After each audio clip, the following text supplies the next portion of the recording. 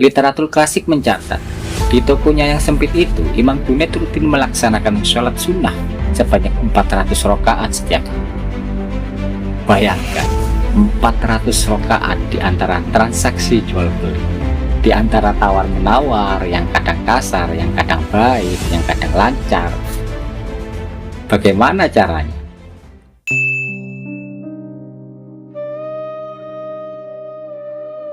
Assalamualaikum warahmatullahi wabarakatuh.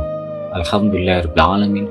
Allahumma sholli wa sallim wa barik ala Sayyidina Muhammad wa ala alihi wa ashabihi ajma'in.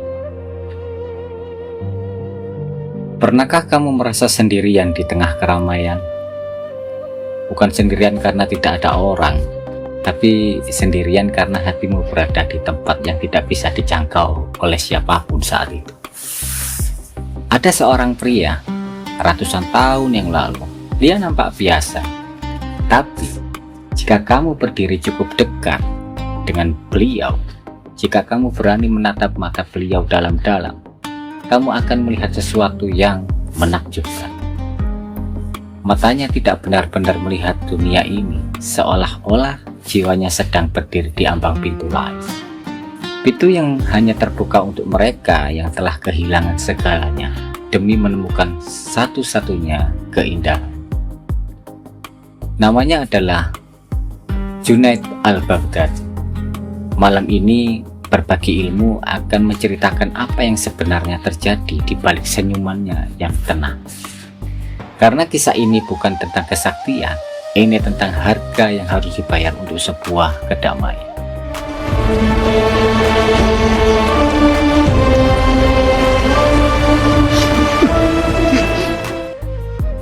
Mari kita mundur sedikit ke masa ketika Imam Junaid masih kecil.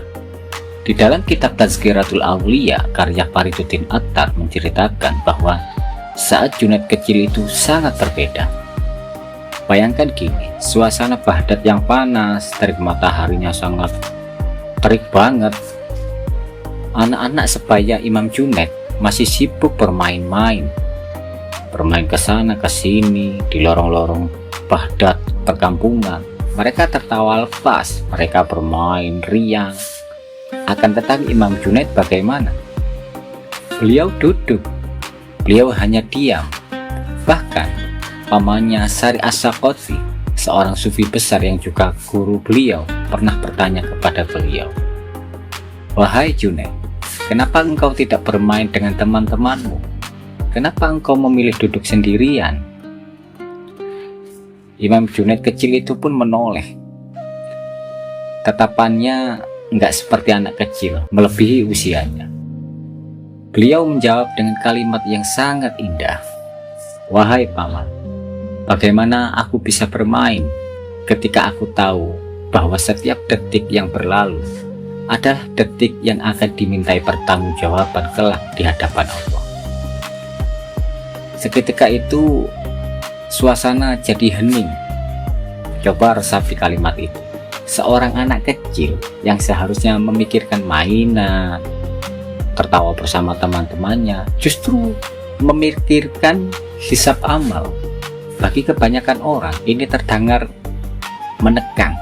Tapi bagi Imam Junaid ini bukan ketakutan, ini adalah kesadaran. Beliau sadar bahwa waktu adalah nyawa. Dan beliau tidak mau menyia-nyiakan nyawanya untuk hal-hal yang fana, yang anfaedah.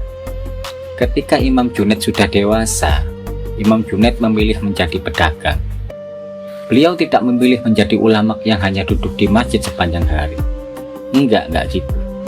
Beliau memilih jalan yang lebih sulit, jalan di mana godaan dunia ada tepat di depan dirinya. Imam Junaid berdagang cermin. Ya, cermin. Ada simbolisme yang indah di sini, bukan? Cermin memantulkan wajah, tapi cermin juga mudah pecah. Cermin butuh kebersihan agar pantulannya jernih. Jika berdebu sedikit, bayangannya nggak jelas. Kabur, nggak fokus. Lah, di tengah kesibukannya melayani pembeli, menghitung untung rugi, Imam Junaid melakukan sesuatu yang di luar nalar orang awam. Literatur klasik mencatat, di tokonya yang sempit itu, Imam Junaid rutin melaksanakan sholat sunnah sebanyak 400 rakaat setiap harinya. Bayangkan, 400 rakaat di antara transaksi jual beli, di antara tawar-menawar yang kadang kasar, yang kadang baik, yang kadang lancar. Bagaimana caranya? Rahasia Imam Junaid adalah hudur, kehadiran. Baginya, tidak ada pemisahan antara urusan dunia dan urusan Allah. Saat dia menyerahkan cermin pada pembeli, hatinya sedang bersujud. Saat dia menerima uang, lisannya sedang berzikir. Orang-orang banyak yang salah arti tentang sufi. Sufi itu katanya harus menjauhi dunia, zuhud, hidup di gua. Imam Junaid enggak kayak gitu. Imam Junaid justru membuktikan sebaliknya. Beliau kaya secara materi, tapi miskin secara ego. Beliau ada di pasar, tapi ruhnya melayang di setiap lapisan-lapisan. Namun, ujian sesungguhnya belum datang. Ujian terbesar Imam Junaid bukan saat dia sukses, tapi saat semuanya diambil dari dirinya dalam sekejap mata. Begini tragedinya. Suatu malam, tragedi terjadi di Baghdad. Api menyala besar. Angin kencang membawa api itu kan kemana-mana, ke toko-toko, tersebar di pasar-pasar. Rumah-rumah banyak yang terbakar, harta benda banyak yang lelap menjadi abu. Dan tahukah Anda, toko Imam Junaid juga ikut terbakar. Seluruh dagangannya, kain-kainnya, cerminnya, bahkan tabungannya yang bertahun-tahun dari hasil jual dagang itu lenyap, terbakar. Sekarang coba posisikan diri Anda di sana. Anda sudah bekerja keras, Anda jujur, Anda sudah taat beribadah, lalu dalam satu malam semuanya raib. Apa reaksi normal manusia? Marah, menangis, atau menyalahkan takdir, atau bertanya, ya Allah, mengapa ini terjadi padaku? Itu reaksi manusiawi. Tapi reaksi Imam Junaid membuat para ahli spiritual bahkan sampai hari ini masih menggelengkan ketakjuban. Esok paginya, saat asap masih mengepul sisa-sisa terbakarnya di pasar itu, Imam Junaid ditemukan sedang duduk di reruntuhan tokonya. Wajahnya tidak murung, matanya tidak menangis, bengkak karena menangis. Beliau justru terlihat lega, bahkan beliau tersenyum tipis. Seseorang lalu bertanya kepada beliau, wahai Junaid, hartamu habis, tokomu sudah lalu lantak karena api. Apa yang kau rasakan sekarang? Imam Junaid menjawab dengan kalimat yang mengubah definisi rasa syukur. Beliau berkata, aku bersyukur kepada Allah. Orang itu kaget. Apa kamu bersyukur atas kehancuran ini? Imam Junaid menjelaskan, dulu hartaku adalah penghalang. Aku sibuk menjaganya. Aku sibuk menghitungnya. Hatiku terikat padanya. Sekarang Allah telah memutuskan ikatan itu semua. Allah telah membersihkanku dari cinta dunia. Sekarang hatiku kosong. Dan hanya ketika hatiku kosong, Allah bisa masuk sepenuhnya ke dalam hatiku. Insya Allah. Bagi Imam Junaid, kehilangan harta bukanlah musibah. Itu adalah sebuah pembersihan. Api fisik mungkin membakar tokonya, tapi api itu juga membakar sisa-sisa ego yang masih menempel di dalam hatinya. Namun ada bagian lain dari cerita ini yang lebih dalam, bagian yang jarang diceritakan. Setelah peristiwa itu, Imam Junaid dilaporkan melakukan sesuatu yang sangat ekstrim. Beliau mengqadha seluruh sholatnya selama 30 tahun terakhir. 30 tahun terakhir. Kenapa? Karena beliau merasa selama 30 tahun itu, sholatnya masih tercampur dengan rasa memiliki. Masih ada sedikit kebanggaan, sedikit keterikatan. Beliau ingin memulai dari nol, dengan hati yang benar-benar lebur, tapi utuh di hadapan Allah Subhanahu wa Ta'ala. Ini bukan sekedar cerita tentang kesabaran. Ini adalah cerita tentang fana dan leburnya diri. Mari kita pindah ke tepi Sungai Tigris sekarang. Tempat favorit Imam Junaid untuk bermunajat, berhalwat. Ada sebuah riwayat yang sangat terkenal. Kisah tentang bagaimana Imam Junaid bisa berjalan di atas air. Kalau suka, subscribe channel ini dan tinggalkan komentar. Dukung berbagi ilmu. Monggo. Banyak orang mendengar ini dan langsung berpikir tentang sihir atau mukjizat seperti Nabi. Tapi tunggu dulu kawan. Jangan terburu-buru menghakimi seperti itu. Dikisahkan suatu hari Imam Junaid berdiri di tepi sungai. Beliau sedang dalam kondisi zikir yang sangat dalam. Kondisinya disebut syekar atau mabuk kepayang oleh cinta ilahi. Dia melangkah ke atas air, berjalan di sana. Kakinya tidak tenggelam, seperti berjalan di atas air, seperti di tanah gitu. Ada seorang muridnya yang melihat kejadian itu. Terperangah dia. Murid itu juga mencoba meniru gurunya. Akhirnya dia melangkahkan kakinya ke air, berharap seperti gurunya. Tapi ya jatuh, ya pure. Murid itu pun tenggelam. Si murid lalu bertanya kepada Imam Junaid, "Ya Syekh, kenapa Anda bisa berjalan di atas air sedangkan aku tenggelam?" Imam Junaid menoleh. Tatapan Imam Junaid lembut sekali. Beliau tidak menjawab dengan rumus magis. Beliau juga tidak memberikan jimat mantra. Justru beliau berkata, "Engkau tenggelam karena engkau masih melihat dirimu yang sedang berjalan. Engkau merasa aku yang hebat, engkau masih punya ego.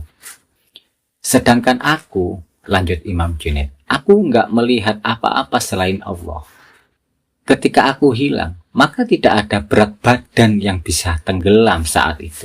Yang ada hanyalah kehendaknya." Ini poin kuncinya teman-teman. Imam Junaid tidak mengajarkan kita untuk berjalan di atas air secara harfiah. Beliau mengajarkan kita untuk tenggelam dalam ego kita sendiri, supaya kita bisa berjalan di atas kehidupan ini lebih ringan, lebih tenang. Jika Anda masih merasa paling benar, paling suci, paling hebat, Anda akan tenggelam dalam masalah Anda sendiri. Tapi jika Anda mampu meleburkan ego Anda, menyerahkan total pada arus kehidupan yang sudah diatur oleh Allah, Anda akan menemukan ketenangan yang tidak bisa digoyahkan oleh masalah apapun. Imam Junaid al-Baghdadi dijuluki Sayyidul Ta'ifah, pemimpin kaum sufi. Bukan karena beliau sakti, tapi karena beliau paling waras. Beliau menyeimbangkan antara syariat dan hakikat. Beliau tidak meninggalkan sholat karena merasa sudah suci. Justru karena merasa suci, beliau semakin tekun sholat. Beda ya? Beda dengan kebanyakan opini. Menjelang akhir hayat Imam Junaid, ada sebuah momen ketika Imam Junaid bertemu dengan muridnya yang kontroversial, namanya Mansur al-Hallaj. Hallaj adalah sosok yang panas, meledak-ledak, dan akhirnya dihukum mati karena ucapannya yang dianggap kafir oleh penguasa saat itu. Seperti Syekh Siti Jenar kalau versi di Indonesia. Sebelum Al-Hallaj dihukum, dia sempat bertemu dengan Imam Junaid. Al-Hallaj datang dengan semangat tinggi, membawa sir ilahi yang ingin ditunjukkan kepada Imam Junaid. Saat itu Imam Junaid sudah sangat tua dan wajahnya sangat bijak. Imam Junaid tahu Al-Hallaj belum siap. Al-Hallaj masih ada. Hallaj masih ingin diakui. Imam Junaid mencoba menasihati dengan halus. "Simpan rahasiamu, Hallaj. Cinta sejati itu tertutup. Ia tidak butuh tepuk tangan manusia." Tapi Al-Hallaj tidak mendengarkan nasihat Imam Junaid. Dan akhirnya sejarah mencatat akhir yang tragis bagi Al-Hallaj. Setelah Hallaj wafat, banyak orang menyalahkan Imam Junaid. "Kenapa Syekh, engkau tidak menyelamatkan Al-Hallaj?" Imam Junaid hanya diam. Beliau tahu setiap jiwa punya jalannya sendiri. Ada yang lewat jalan api yang membakar habis seperti Al-Hallaj. dan ada jalan yang melalui air yang tenang mengalir. Imam Junaid al-Baghdadi wafat sekitar usia yang sangat tua. Beliau sekitar 90 tahun. Di titik-titik terakhirnya, keluarganya berkumpul. Sangat semuanya, keluarganya, murid-muridnya, merasakan kehilangan. Imam Junaid lalu membuka matanya. Lalu beliau berkata, "Jangan menangis. Aku sedang pergi menemui kekasihku. Setelah sekian lama aku rindu, akhirnya pintu itu sudah terbuka." Saat nafasnya berhenti, wajahnya tidak pucat karena takut. Wajahnya bersinar, tenang, seperti orang yang baru saja pulang dari perjalanan jauh yang melelahkan dan akhirnya bisa merebahkan diri di kasur yang damai. Ya Allah, Imam Junaid al-Baghdadi. Insya Allah. Baiklah, Imam Junaid al-Baghdadi bukan dongeng masa lalu, kawan. Ini adalah cermin. Ingat ya, ingat kan tadi dagangan beliau itu cermin. Hari ini kita hidup di dunia yang bising, teman. Kita sibuk mengumpulkan pencitraan, cermin, harta, jabatan, like di media sosial, validasi dari orang lain. Kita takut kehilangan itu semua. Kita cemas jika kita kebakaran hal-hal itu. Tapi Imam Junaid mengingatkan kita bahwa kehilangan itu kadang adalah cara Allah membersihkan debu dari cermin hatimu. Bahwa ketenangan sejati tidak datang dari apa yang kamu miliki, kawan, tapi dari apa yang bisa kamu lepaskan. Dalam banget. Kamu tidak perlu menjadi sufi sekarang. Kamu tidak perlu tinggal di Baghdad 9 abad yang lalu. Abad 9 yang lalu. Cukup tanya kepada diri Anda sendiri malam ini. Apakah aku masih bisa berjalan di atas air egoku, atau aku sudah berani tenggelam dalam kepasrahan? Imam Junaid al-Baghdadi telah wafat. Tapi jejak beliau masih tersisa. Menunggu siapa yang berani mendengarkannya dan mengamalkannya. Terima kasih telah mendengarkan